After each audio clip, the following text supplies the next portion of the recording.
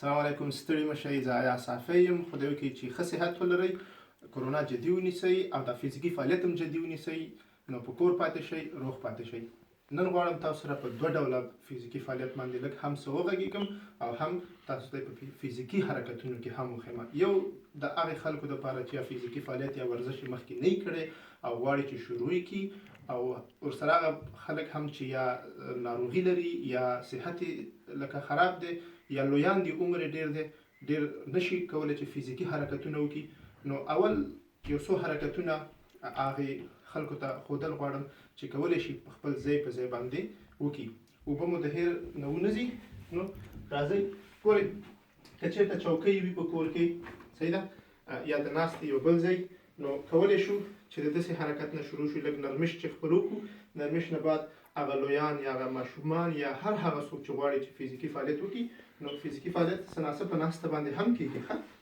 لکه د مثال په طور چوکۍ ده، موږ راځو لکه څنګه چې په چوکۍ کې نو خو په دې هغې کې مرحله کې موږ خپل خېټه دننه نیسو، سینه بار ته راوباسو، خپل تنفس کنټرول لاندې نیسو، کوشش کوو لاسونه په خپل د زنګون نه پاس په دې ځایونو باندې کېږدو او په ارامه مستقیمه توګه باندې په چوکۍ کېنو. صحیح ده، ګورئ زه چې کېناستم زما خېټه دننه ده، سینه مې بهار ده، صحیح ده، بېرته راپاڅېږو، بیا کېنو، بیا راپاڅېږو.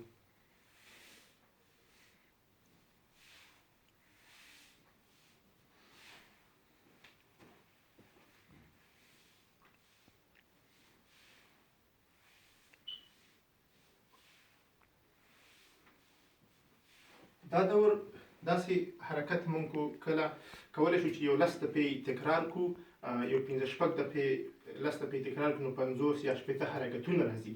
دا یو حرکت دی چې موږ تاسو ډېر په اسانۍ باندې کولی شو چې په کور کې وکړو. بل حرکت دا څه دی چې په چوکۍ باندې کینو ځای په ځای، لکه څنګه مې چې په نور ویډیوګانو کې سټار جمپس وښودل، په ولاړه توګه باندې په دې کې موږ خپې په مستقیم توګه باندې کړو، خېټه دننه نیسو، سینه راوباسو، لاسونه لکه پرواز چې څوک کوي یا مرغه چې پرواز کوي، لاسونه داسې خوځوو. صحیح ده.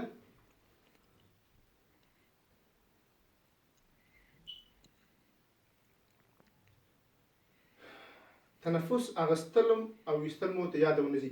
دا یو څو دقیقې تکراروو. دا مو چې تکرار کړو، بیا کوشش کوو چې خپې لکه تاسو ته زما خپې ښکاري، کوشش کوو چې دا په دوه ډوله باندې کولی شو، ځای په ځای لږ داسې راوچته کړو. صحیح ده، یو دوه، خپه راوچته کړو،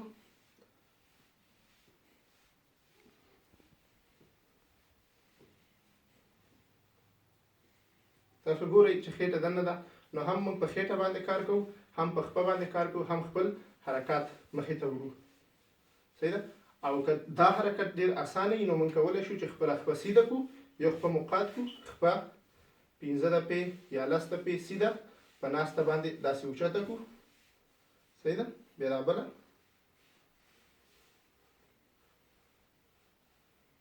په دې کې یو ضروري خبره چې هیلث اینډ سیفټي ده، هغه دا ده چې په چوکۍ باندې کله څوک ناست او ډېر کمزوری یا څه ناروغي لري، نو پکار ده چې شاته یو څه د چوکۍ وي چې یا شاته ونه غورځېږي یا که دیوال ته مخ شا وي، نو بیا هم ښه دی چې ونه غورځېږي.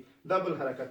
یو بل حرکت چې هم ښودل غواړم هغه دا دی چې لاسونه باندې په د اوږو باندې کار کولی شي، لکه داسې خپل لاسونه دې اوچت کړي او بېرته دې راټیټ کړي.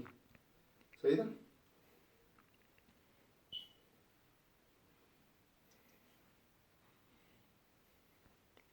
یو څو دقیقې دا کوشش وکړي.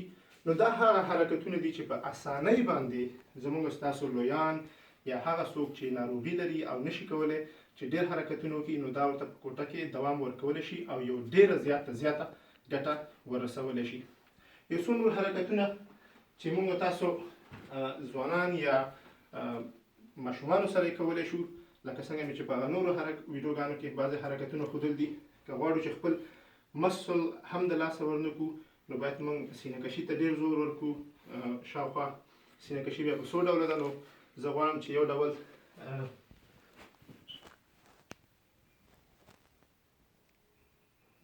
دا مو چې وکړله، کولی شو چې دې سره سره موږ په خپلو خپو باندې، په ملا باندې او په خېټه هم کار وکړو. یو سینه کشي کوو، خپې شات مخې ته راوړو، بېرته شاته ځو، بیا مخې ته راځو، بیا شاته ځو.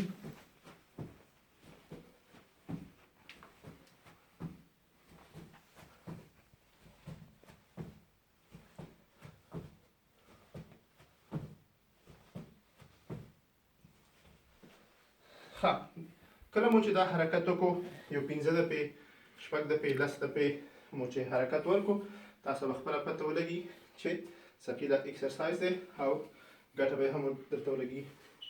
دې نه بعد بل حرکت دا دی، مخکې مونږ په کړي چې ځای په ځای باندې منډه وهو. اوس کولی شو چې لاسونه شاته کېږدو او داسې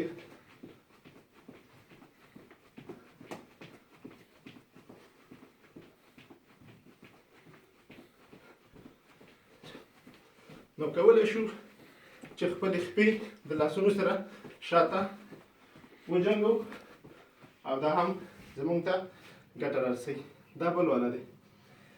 په خېټه باندې او په ټول وجود باندې هم راځئ چې لږ کار وکړو. دا به مې اخرنی حرکت وي. پلنګ ورته ویل کېږي په انګریزي ژبه کې. لاسونه دواړه داسې خوا په خوا باندې فصل کېږي، سوک یې نیولی شئ، همداسې یې مچولی، څنګه چې تاسو نه وي. که مو اول دفعه وي نو د داسې پوزیشن نه یې شروع کړئ. که مو اول دفعه نه وي، لاسونه مو واچوئ، خپې مو سیده ونیسئ. د ځمکې نه باید 6 انچه اوچت اوسېږئ. خپې مو سیده، خېټه مو سیده، داسې د 10 سکنډو دپاره شاوخوا ونیسئ.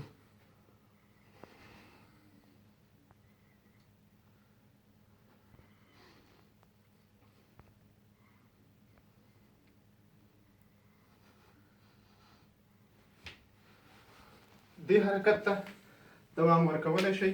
دا چې تاسو 1 دقیقې دپاره، 10 ثانیو دپاره، 2 دقیقو دپاره، یو 15 دقیقې وکئ، تاسو ته پته لګېږي چې په خپل د خېټې کوم مسل چې دي په هغې باندې کار کولی شئ.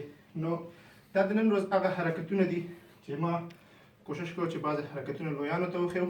نو لطفا که په کور کې مو والدین وي، نیا او نیکه وي، نور مشران وي، دا حرکتونه ډېر ضرور دي. ولې؟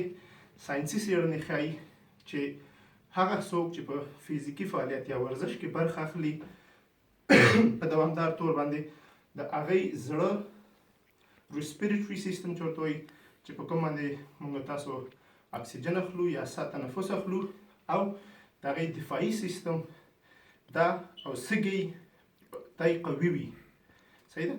نو کله چې دا قوي وي، داسې اوس ویل کېږي چې هغه خلک چې سږي ریسپیریټري سیستم زړه یې قوي وي، د کرونا ناروغۍ که پې اثر وکړي، ډېر زیات تاوان ورته نشي رسولی. نو دا حرکتونه تکرار کړئ، بار بار یې ځان سره کوئ، په کور پاتې شئ، کرونا جدي ونیسئ. دا ویډیو د نورو سره شریکه کړئ، زما پاڼه هم شریکه کړئ.